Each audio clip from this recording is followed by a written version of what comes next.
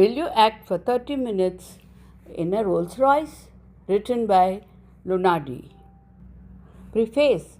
When the time came in 2024, Edgar had to write down what he wanted for his last meal on his last day on the planet. His final wishes. What happened from there was utter magic. Peter Lunardi, who never went by Pete, was an auto insurance adjuster in Ithaca, New York. A seemingly odd title, however, given the winter climate, and adjuster was doing just fine.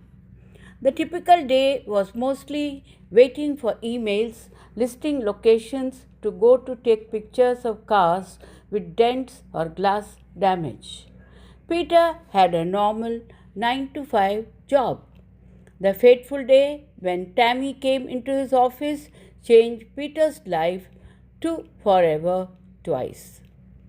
2024, when the corrections officer approached Edgar's cell with a piece of paper and a pen which had no outside casing because it possibly could have been filed down into a knife.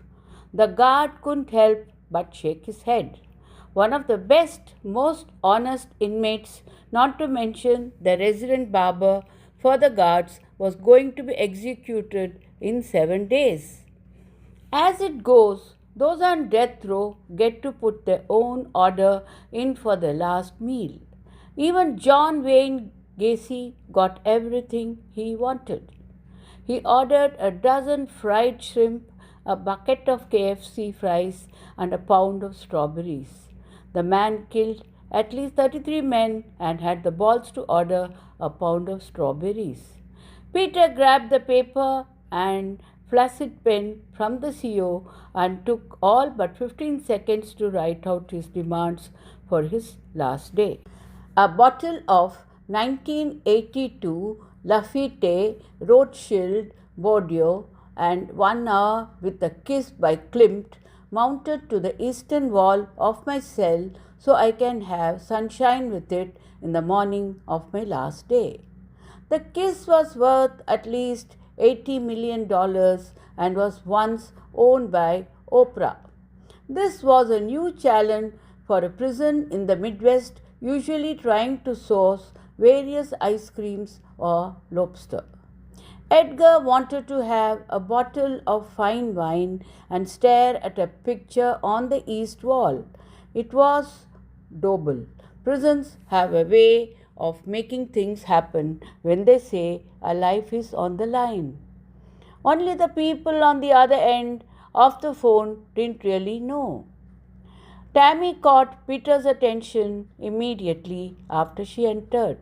She was wearing what looked like work clothes, a blouse and a skirt with sunglasses, but she was sweaty. She approached Peter's meager desk. The car I'm driving has an AC problem. Peter didn't quite know how to respond, but stood up, also meagerly, and said it wasn't a place to get a car fixed. He was at a company called United Automobile Insurance in a strip mall, a company whose domain name UnitedAI.com likely carried more value than their entire company's profits from claims. They simply paid collision shops for approved repairs, nothing more or less. Definitely no AI. They were in the same strip as Hobby Lobby. Tammy had a questioning and stern look because someone actually told her no. Maybe she didn't know how to respond because that didn't happen often to her.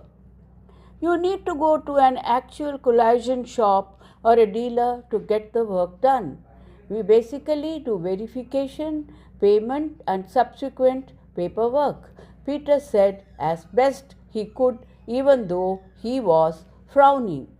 Tammy, still cautiously looking at Peter, asked if she could leave a car in the parking lot for a few hours as she figured out details. No problem, Peter said. Soon he found out there was a problem. Not because Tammy left a car there, but because it was a Rolls Royce Phantom. Without her phone number or any way to contact her, Peter was perplexed as he stared at his reflection from the mirrored windows of the Phantom. The car was so nice, he didn't even think to take a picture. He just stared. Peter was pretty sure it was bulletproof too. Peter had no idea how to move or otherwise stand guard around the car or where Tammy went. He was basically babysitting a $500,000 car unexpectedly. He decided to stay in the meager office behind his meager desk until Tammy came back to reclaim a car and he could go home to a bowl of instant ramen noodles.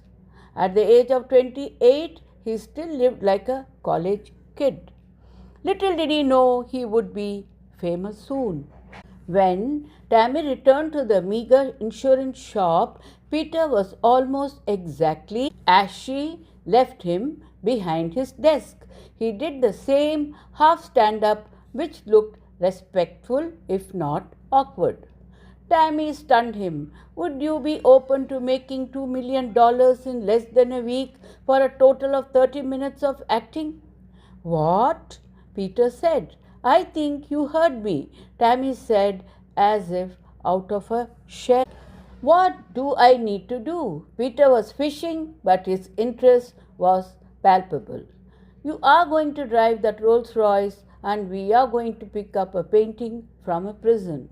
That's it. You just need to be you, an insurance guy getting an asset back. Mayberry prison, the worst of the worst. The men got only 1 hour per day outside of solitary confinement. 23 hours per day alone with no contact with humans. 1 hour per day out of a cell makes men create a fantasy land between their own ears so they can stay some sort of sane. Edgar was no different.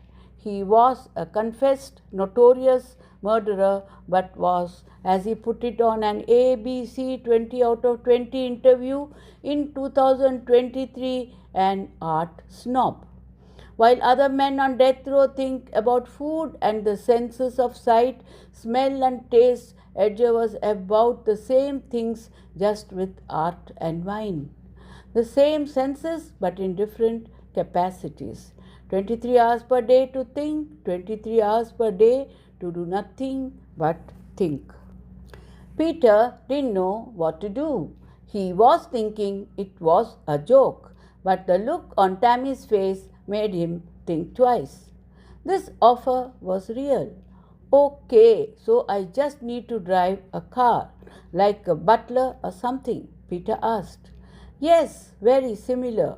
We just need to go to Mayberry prison and pick up a painting and drive you back home, she said. It is best if you don't ask anything more. There isn't any danger involved, but it isn't entirely lawful in terms of what my team is going to do. If you're thinking of saying no, just don't, she continued. Das heißt, Gustav Klimt died at 55 in 1918. The Austrian painted murals, canvases, and glass while wearing a one-piece toga looking burlap sack for much of his time making art. Klimt had a way of making something abstract look exactly like, for example, an apple tree. Some see the tree, others see stars, remarkable art. The Kiss, on the other hand, was a piece painted with real leaves of gold and featured a man kissing a female seemingly on the cheek. Her hand was clenched and has led to much speculation if the woman was a willing recipient of the kiss. Klimt painted the kiss with gold, lots of gold. The masterpiece was going to be at Mayberry. It was perfect for the steel. For the Midwest, it was like the Stanley Cup at a local restaurant, almost defenseless from theft. Yet This one would be theft after being in prison. The deputies transporting the kiss from the airport to the facility would know it from a hole in the wall. They were basically DoorDash but had an $80 million fare and didn't know. Edgar tipped Tammy off years in advance, 12 to be exact. He wanted his family to have generational wealth and yet was going to die by lethal injection. He knew the least protected item would be a painting going into and out of prison. He just needed a crew. Going in takes minutes, getting out takes hours. Tammy's team was ready for the challenge. Clean. No one knew if Tammy's name was Tammy or not. Regardless, her middle name may have well been Clean. There was no detail too small. Tammy could plan a wedding or a killing with the same level of amazing. Hell, if you wanted both on the same day, she could accommodate.